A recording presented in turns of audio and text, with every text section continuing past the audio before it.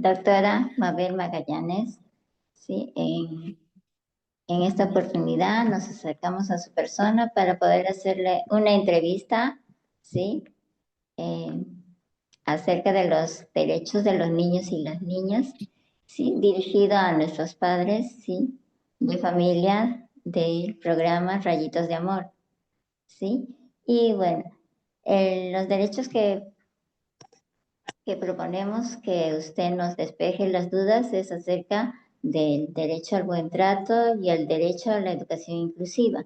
¿Sí? En el derecho del buen trato tenemos la interrogante es, eh, del maltrato infantil. ¿Cómo influye el maltrato infantil en el desarrollo de los niños? Y, y en el derecho a la educación inclusiva es por qué es importante la educación inclusiva y cuál es el rol de los padres. Esperamos entonces su respuesta. Muchas gracias, señorita Sonia, por la pregunta. Entonces, un saludo a todos los papás y mamás de los niños del Pronoí Rayitos de Amor. Entonces, este tema es muy importante porque muchos de sus hijos están en pleno desarrollo. Es como levantar los cimientos de la casa. Por eso, si me permiten, voy a compartir una imagen que va a explicar mucho, mucho más que 1000 palabras. Imaginemos que sus hijos es como una construcción y todo papá, toda mamá quiere que sea una gran construcción. El maltrato es como un hecho que afecta la estructura del desarrollo de los niños, como un terremoto afecta una estructura. A veces afecta, un terremoto a veces destruye una casa completamente. A veces simplemente unas partes se destruyen y otras solo rajaduras. ¿De qué depende? De la solidez de la construcción. Es igual con sus hijos. Si alguno de sus hijos recibe maltrato, se va a afectar su estructura de personalidad. Por eso que hay muchas consecuencias en el maltrato. El más notorio son las consecuencias físicas, ¿verdad? Un maltrato físico sobre todo. A algunos niños se les afecta el sueño, no quieren comer. La segunda consecuencia son las consecuencias emocionales. Un niñito de 3, 4, 5 años, pues que está construyendo su casa, que es su personalidad, se daña su autoestima. Ya el Instituto de Salud Mental encuentra casos de niños con ansiedad, depresión, dificultad para expresar lo que sienten. También tenemos consecuencias de la conducta, consecuencias en el desarrollo cognitivo. Entonces, aquí sí voy a aprovechar estas imágenes porque el maltrato tiene un gran impacto neurobiológico y cognitivo. Miren, aquí ustedes ven el cerebro de un adulto. Es como una construcción, ¿verdad? Hermoso.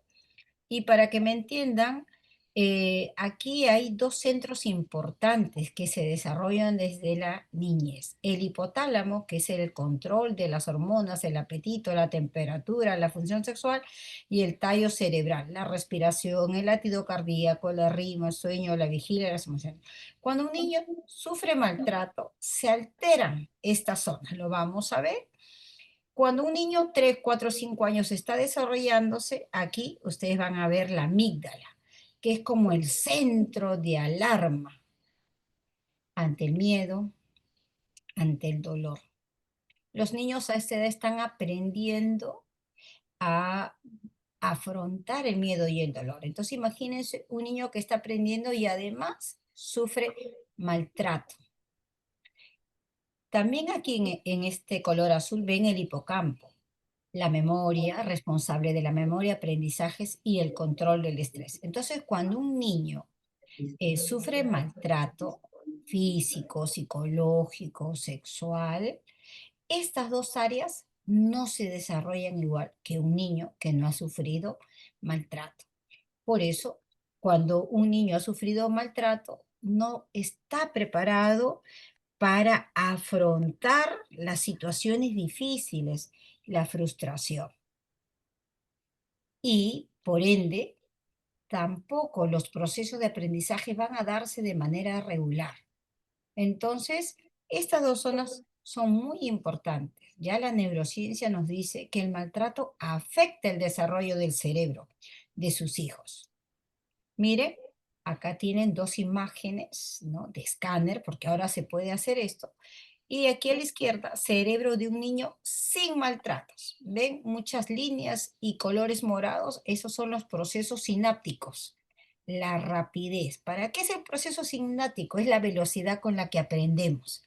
Un niño que no ha sufrido maltratos tiene mucha sinapsis, aprende rápido, conecta, se prenden foquitos, como a veces yo suelo decir a los papás. Y miren aquí a mi derecha, un cerebro de un niño con maltratos, un niño que sufre maltrato. ¿Cuántos puntos morados ven? Muy pocos. Y la velocidad de prenderse los focos se hace mucho más lenta. Por eso que no es de sorprender que un niño que ha sufrido maltrato infantil, sus procesos de aprendizaje sean más lentos, no solamente a los 3 4 años, sino en todo su proceso de aprendizaje. Es menos flexible cognitivamente, no sabe autorregular sus emociones. Es lo que a veces lamentablemente decimos: "Ah, este niño malcriado", ¿no? Reacciona nada más, no sabe controlarse. ¿Y por qué no sabe controlarse? Por lo que les enseñé anteriormente. Estas zonas no se desarrollan igual en un niño que ha sufrido maltratos. Ya se afecta.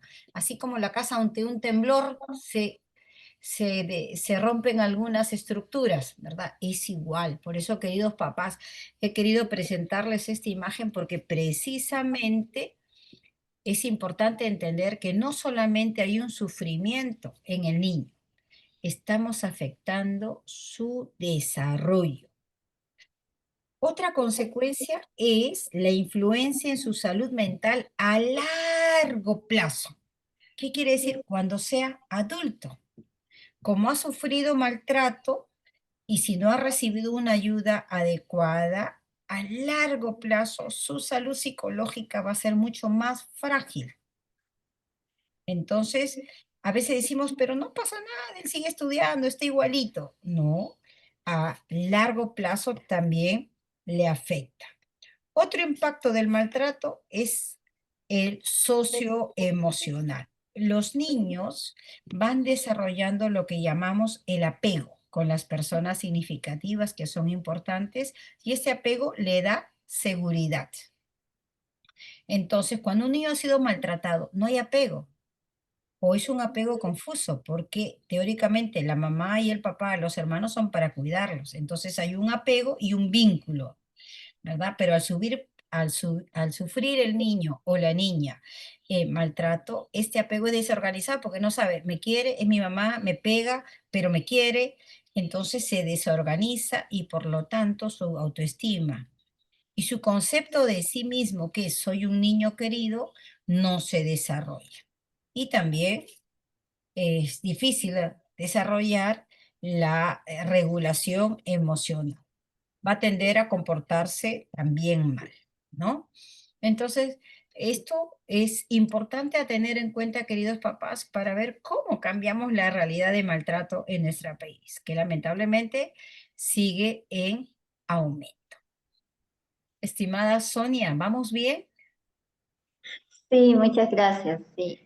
Bien, Ahora, usted me hizo una segunda pregunta en cuanto a la sí, educación inclusiva. Primero debemos reconocer que la educación inclusiva es base de los derechos humanos, está en los derechos humanos y en los derechos humanos de nuestro país. ¿Y qué quiere decir este derecho?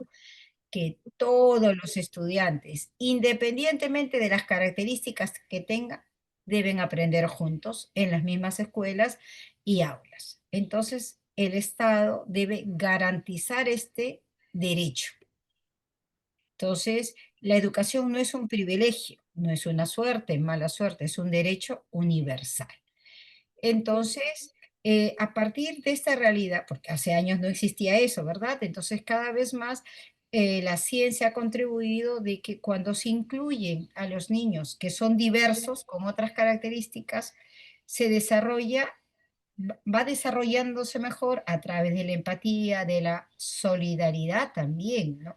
Y eso enseña a los niños que no son diversos, con características neurodivergentes, como se llama ahora, pueda comprender que hay personas diferentes y aprenda desde pequeño a convivir con estas personas.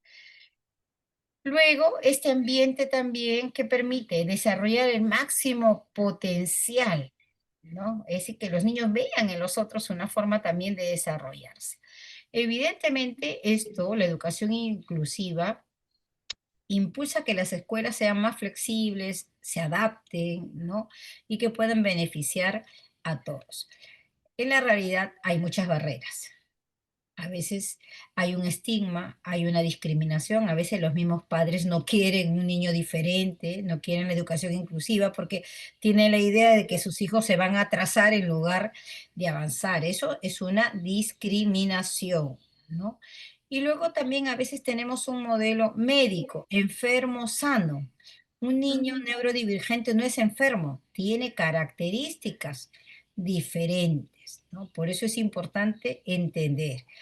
Y luego muchos padres o a veces también educadores, sobre todo en zonas más alejadas, desconocen este derecho inclusivo, ¿no? Y sin darse cuenta, segregan a las personas. También hay que ser realistas. A veces nuestros centros o los centros educativos de los más pequeños no tienen las barreras, no tienen la infraestructura para acceder, ¿no? Hay muchas barreras físicas, ¿no? Imagínense una silla de rueda, a veces no hay rampas, ¿no?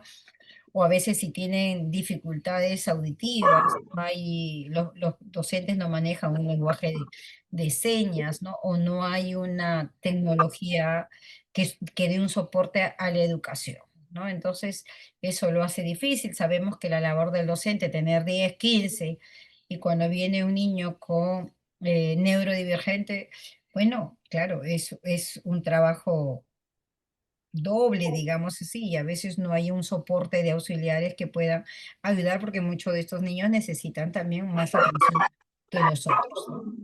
Dentro de esto es importante el rol de los padres. Ellos son los principales agentes de cambio en esta educación.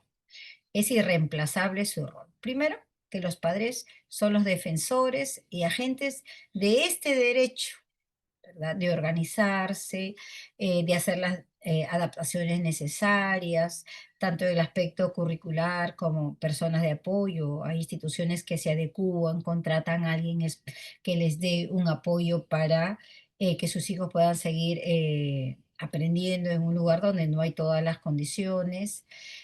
Normalmente los padres tienen que estar al tanto cuáles son los planes, explicarles para que a veces no tengan tampoco exigencias que no van, ¿verdad? Porque son ritmos de aprendizajes diferentes, ¿no? Con la mayoría de los estudiantes. Por eso qué importante la comunicación constante y respetuosa. Lamentablemente a veces que vemos que los padres llevan a sus hijos neurodivergentes y después se desentienden, ¿no? O están exigiendo resultados que no corresponden. Por eso, qué importante es la comunicación constante de los padres con los profesores. Una comunicación respetuosa con los docentes o psicólogos, hay algunos centros que tienen, ¿no? Por eso, los padres ya desde su casa es importante crear un entorno familiar que valore la diferencia. Enseñarle a sus hijos a interactuar con naturalidad, ¿no? Para que si van a la escuela y tienen un compañerito diferente, lo puedan aceptar, lo puedan incluir, ¿no? Que no haya ese bullying, esas burlas y menos esa discriminación. Eso se aprende en casa. Por eso el rol de los papás no solamente es para los papás que tienen hijos, hijas neurodivergentes. El rol de los padres es de todos, porque en algún momento de nuestra vida vamos a convivir, vamos a interactuar, vamos a trabajar con o para personas neurodivergentes con habilidades diferentes, ¿no? Entonces la inclusión es un desafío en nuestra cultura, evidentemente. Hay países que están mucho más desarrollados, pero creo yo que vamos dando pasos. Ustedes con esta entrevista o esta búsqueda de un poquito más de información permiten que los papás se civilicen y vean también su papel, ¿no? Su papel, la importancia que ellos tienen en una educación inclusiva. Señorita Sonia, Muchas gracias, sí. Se agradecen la oportunidad, el aporte que usted nos ha dado sí, en este momento, porque estamos en celebración justo de la Semana de los Derechos de los Niños y las Niñas y creo que los padres van a quedar interesados en las respuestas dadas por usted, nuestra psicóloga, ya, Mabel Magallanes. Muchísimas gracias y será hasta otra oportunidad. Muchísimas gracias. a ustedes. Gracias.